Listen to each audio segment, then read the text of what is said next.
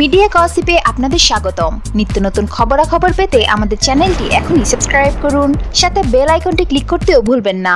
Censor board থেকে বিনা কর্তনে ছাড়পত্র পেয়েছে সুপারস্টার শাকিব খানের শাহেনশা।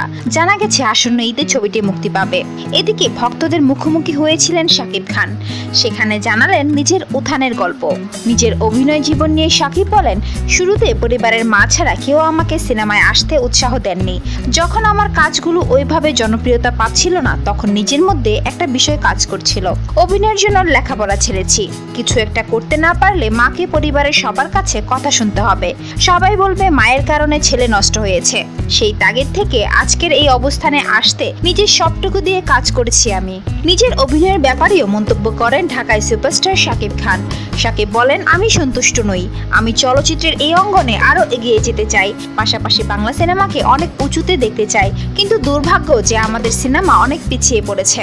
সুপ্রিয় দর্শক, নিত্য নতুন খবরাখবর পেতে চোখ রাখুন আমাদের চ্যানেলে, সাথে সাথে আমাদের চ্যানেলটি সাবস্ক্রাইব করুন এবং বেল বাটনটি ক্লিক করতেও ভুলবেন না। ধন্যবাদ।